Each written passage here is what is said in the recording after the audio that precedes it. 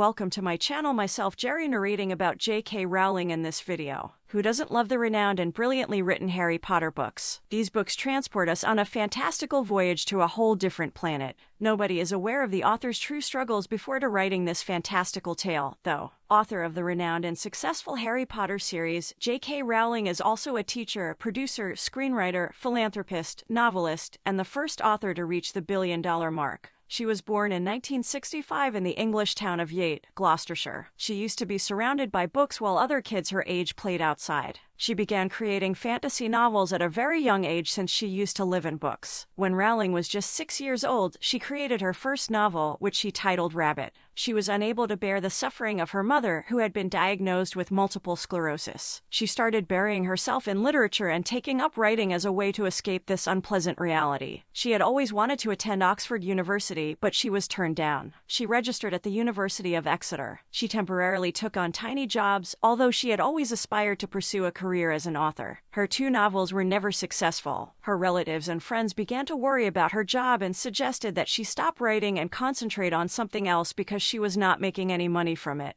In 1990, she had a fleeting thought on the journey from Manchester to London about a young child going to his school of wizardry. Upon arriving home, she immediately began composing this. She finished the first 3 chapters of her book, but before she could finish the 4th chapter, she received the worst blow of her life, the death of her mother. The author lost her mother when she was 25 years old, and this catastrophe severely shattered her. She fled the nation in 1992 to escape her melancholy. She traveled to Portugal and began giving English lessons. She soon became engaged.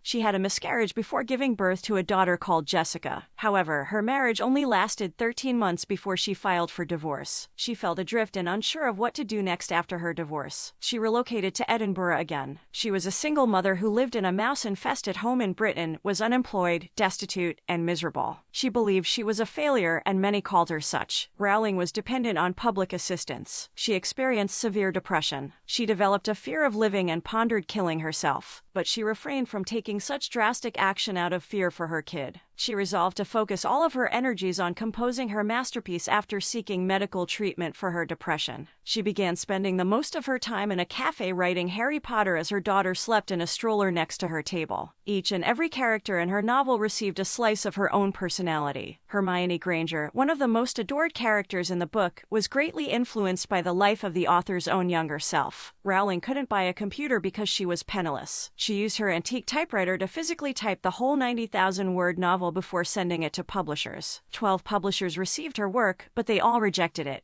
She began to lose faith in her writing and resumed teaching in order to provide for her daughter. When a year, she was shocked to learn that the Bloomsbury publishing business in London would give her novel a second chance after the chairman's 8-year-old daughter became a fan and requested the sequel. The publisher urged Rowling to keep working since she couldn't earn enough money from her children's fantasy novel, though. Her debut novel, Harry Potter and the Philosopher's Stone, was released in 1997. Her novel earned the first prize from Nestle Smarties after 5 months. She also received the British Book Award for the year's Best Children's Book. She had made $480 million from her 3 books by July 1999. For Harry Potter and the Chamber of Secrets, she was awarded the National Children's Book of the Year title. Harry Potter and the Goblet of Fire, her 4th novel, shattered all sales records in the US and UK and went on to become history's fastest-selling book. On the first day, about 72,775 copies were sold. Twice, in 2000 and 2006, Rowling received the British Book Award's title of Author of the Year. Her debut novel, Harry Potter and the Sorcerer's Stone, was made into a movie in 2001 that shattered all box office records. The 6th book by J.K. Rowling once more set records. 9 million copies were sold in only one day. Half-Blood Prince, her 6th book, took home the British Book Award's Book of the Year honor. In 2007, her 6th novel was published. It turned out to be the fastest-selling book in history, giving Harry Potter a $15 billion global brand.